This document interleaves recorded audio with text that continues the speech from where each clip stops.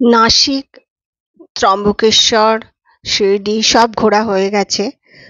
গোয়া গেছিলাম মুম্বাই থেকে, সেটার ভিডিওটা আপলোড করিনি। অ্যাকচুয়ালি কলকাতায় যা চলছে একদম ভালো লাগছে না কিছু করতে, ভীষণ মন মেজাজ ভার হয়ে আছে। কিন্তু ভাবলাম অনেক দিন হয়নি, একটু কিছু করি, তাই জন্য বসলাম। আমরা ছত্রপতি শিবাজি টার্মিনাসে গেলাম। প্রচুর বৃষ্টি পেয়েছি মুম্বাইতে। মোটামুটি 3 মাস মুম্বাই, নাসিক, গোয়া এগুলোতে সবসময় বৃষ্টি থাকেই। এরপর ওখান থেকে আমরা এলাম ডামলিং, গোয়ার ডামলিং এয়ারপোর্টে। বাই এয়ারে এসে আমরা নামলাম। তারপর ওখান থেকে আমরা ক্যাব বুক করলাম গোয়ার ভেতরে ঘুরবো বলে। অ্যাকচুয়ালি বর্ষাকালটা গোয়ার বলে অফ সিজন, কিন্তু যারা প্রকৃতি ভালোবাসে আমি বলবো বর্ষাকালই গোয়ায় আসুন। এত সুন্দর, সত্যি কথা বলতে বর্ষার রূপ একটা অন্যরকম। সাথে ওখানে জঙ্গল থেকে ময়ূর বেরিয়ে আসে, প্রচুর ময়ূর। আর তাছাড়া নানান রকম পাখি, একদম সবুজের সমারোহ। আমি তো সবুজ দেখতে দেখতে, ময়ূর দেখতে দেখতে সমুদ্রের ছবি খুব কমই তুলেছি। আমার আর সমুদ্র দেখার মনই ছিল না। গোয়াতে আমরা একটা পুরো বাড়ি ভাড়া নিয়েছিলাম। ওখানে হোমস্টে আছে। আপনাদের ওরা একটা করে রান্নার লোক দিয়ে দেবে, আপনারা বাজার করে দেবেন, আপনাদের ইচ্ছা মতো রান্না করে ওখানে খেতে পারেন। বাড়িটা যথেষ্ট ভালো, 3 তলার বাড়ি ছিল। আমরা পুরো বাড়িটাই আমরা নিয়েছিলাম। পার ডে হিসাবে ভাড়া ছিল। ওখানে হোমস্টে এরকম অনেক হয়েছে, খুব সুন্দরভাবে বাড়িগুলো করা, সবকিছুই খুব সুন্দর। হোটেল বাদে ওই হোমস্টেগুলোতেও আপনারা থাকতে পারেন। বাজার ঘুরলাম গোয়ার, এই যে বাজারগুলো ঘুরলাম। এইসব ঘুরতে ঘুরতে আমরা পরের দিন গেলাম কালাঙ্গুটা বিচে। কালাঙ্গুটা বিচের রাস্তা, বিচগুলো আমি খুব কমই ছবি তুলেছি, মানে সবুজ আর ময়ূর তুলতে তুলতে বিচের ছবি খুব কমই তোলা হয়েছে। তবে এই বর্ষাকালে ওখানে সমুদ্রে কারোকে নামতে দেয় না, সারাক্ষণ পুলিশ পোস্টিং রয়েছে, সারাক্ষণ পুলিশ গাড়ি নিয়ে ঘুরে বেড়াচ্ছে। একটা নির্দিষ্ট সীমা করে দিয়েছে, তার বাইরে কেউ যেতে পারবে না। সমুদ্রে তো নামতে পারবেই না, এত সমুদ্রের ঢেউ আর এত ভয়ঙ্কর সমুদ্রের রূপ। আর এই যে বলছিলাম না জঙ্গল থেকে ময়ূর বেরিয়ে আসে, সারাদিনই দলে দলে শুধু ময়ূর এসছে। আমাদের যে ঘর বাড়িটা ছিল সেই বাড়ির বারান্দা থেকে এই ময়ূরগুলো দেখতে পাচ্ছিলাম। জঙ্গল সামনেই, মাঠ আছে, ক্ষেত আছে, বিশাল জঙ্গল, পাহাড় আছে, ভারী সুন্দর ভিউ ছিল জানেন তো। আর এই ময়ূরের দল সারাদিনে অন্তত 5টা 6টা করে ময়ূর এক একটা গ্রুপে এসে ঘুরে যেত। এত ভাল লাগতো না, সত্যি বলছি বারান্দা থেকে উঠতে ইচ্ছা করতো না। সুযোগ পেলেই ভোরবেলা উঠে আমি বারান্দায় দাঁড়িয়ে আছি, আবার রাত্রিবেলা দেখতে পেতাম না, তাও মনে হতো যদি পাই দাঁড়িয়ে থাকতাম বারান্দায়। ওখানে সমুদ্রের ধারে সমস্ত রকম ওয়াটার স্পোর্টসেরই ব্যবস্থা রয়েছে। এটা তার বোট, আর ক্রুজের ব্যবস্থা আছে। সবাই জানে মোটামুটি ওখানে সমুদ্রে সন্ধেবেলা প্রত্যেক দিনই ক্রুজে নানান রকম খাওয়া দাওয়া, এন্টারটেনমেন্ট, নাচ গান সব থাকে। একটা ফিজ আছে, সেই ফিজটা দিয়ে আপনাদের টিকিট করতে হয়, করে ওখানে সেগুলোতে ঘুরতে হয়। এই যে ইনফরমেশন সেন্টার, এখান থেকে খবরাখবর নেওয়া যায়। গোয়া বিচের প্রত্যেকটা বিচের ধারেই একটা করে ইনফরমেশন সেন্টার রয়েছে, কেনাকাটির জায়গা রয়েছে। আর একটা জিনিস জানেন, গোয়াতে কিন্তু ওই যে সমুদ্রের ধারে যেসব জামা কাপড়গুলো, হাফ প্যান্ট, শার্ট, এগুলো খুব সস্তায় দেখলাম, বেশ ভালোই লাগলো, অনেক সস্তাতেই পেলাম। আর এই যে ট্যাটু সেন্টার, প্রচুর ট্যাটু সেন্টার আছে এবং খুব সস্তায় লোকে ওখানে ট্যাটু করাচ্ছে।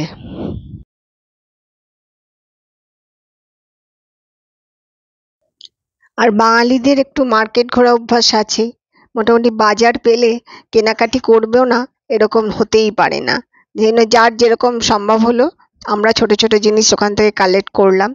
আর গোয়ার কাজু কিন্তু ভীষণ সুন্দর হয়, খুব মিষ্টি হয়। আমি ভারতবর্ষের সব জায়গাতে মোটামুটি গেছি, কাজু যেখানে যেখানে পাওয়া যায় খেয়েছি, তো আপনাদের গ্যারেন্টি দিতে পারি গোয়ার কাজু আমাদের ভারতবর্ষের মধ্যে বেস্ট।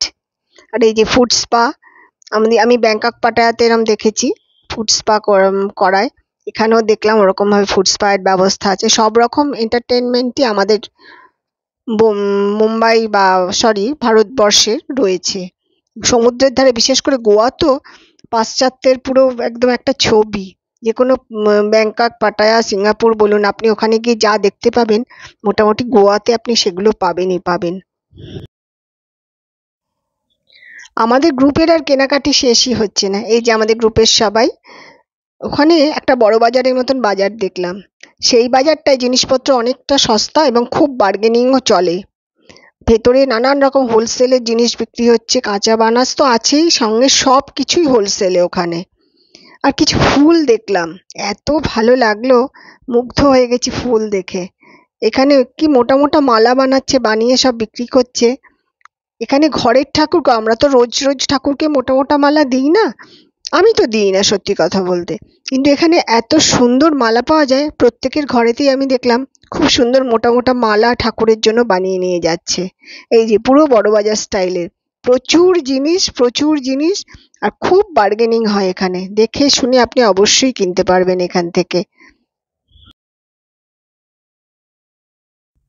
মাকুসা মার্কেট ঘুরে সেখানে কেনাকাটি সেরে আমরা এবার চললাম ডোনা পাওলা বিচে। সমুদ্র তো এখানে ভীষণ মানে উত্তাল, প্রচন্ড জল সমুদ্রতে, মানে এত গভীর লাগছিল সমুদ্রকে।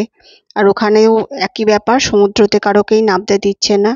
আমরা চারপাশে ঘুরলাম, ওখানে বিভিন্ন রকম ওয়াটার স্পোর্টস আছে, কিন্তু বর্ষাকালে সবই বন্ধ করে দিয়েছে, কারণ সমুদ্রের জল এখন এতটাই ডেঞ্জারাস হয়ে গেছে। ওপর থেকে দেখে বোঝা যাচ্ছে না, কিন্তু সমুদ্র ভীষণ ভয়ঙ্কর। আমরা সারা দিন সমুদ্রের ধারে ঘুরে বেড়ালাম, অনেকগুলো বিচ দেখলাম পরপর। সারাদিন ঘুরে আমরা সন্ধেবেলা বাড়ি ফিরলাম।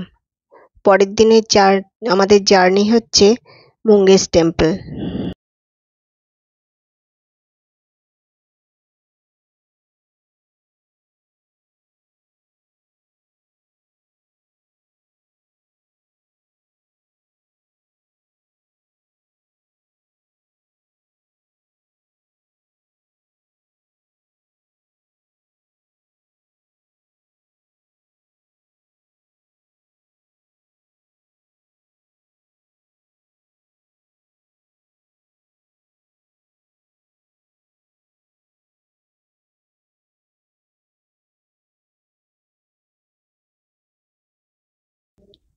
এই গ্রামটার নাম মাঙ্গেশ গ্রাম। আর এই শ্রী মাঙ্গেশ যেটা রয়েছে, গৌতম শিব মন্দির একটা, এটা হচ্ছে গৌড় সারস্বত ব্রাহ্মণদের কুলদেবতাদের মন্দির। মানে বলা হয় যে লতা মঙ্গেশকর যে ফ্যামিলি, ওদের এটা কুলদেবতার মন্দির। ভারী সুন্দর মন্দিরটা। এখানে একটা নিয়ম আছে, এখানে ওই হাফ প্যান্ট, গোয়া গেছেন বলে হাফ প্যান্ট পরে বেরিয়ে পড়েছেন, সেই হাফ প্যান্ট পরে মন্দিরে যাবেন, এখানে সেটা হবে না। এখানে প্যান্ট জামা, আর মেয়েদের হচ্ছে চুড়িদার অবশ্যই, সাথে ওড়না থাকবে। আর না হলে ওখানে নতুন গামছা ভাড়া পাওয়া যায়, 20 টাকা করে পার গামছা। সেই গামছা জড়িয়ে তবেই এই মন্দিরে আসতে হয়। আপনি এমনি চুড়িদার পরে সেটা নিয়ে আসতে পারেন, কিন্তু গামছা আপনাকে, যারা হাফ প্যান্ট পরে যাচ্ছেন বা অন্য কোনো ড্রেস পরে যাচ্ছেন, তাদের অবশ্যই ওই গামছা পরে আসতে হবে। সত্যি কথা বলতে মঙ্গেশ ভিলেজটা ভারী সুন্দর, মন্দিরের চারপাশের পরিবেশ খুব ভালো লাগবে, আমাদের তো ভীষণ ভালো লেগেছে।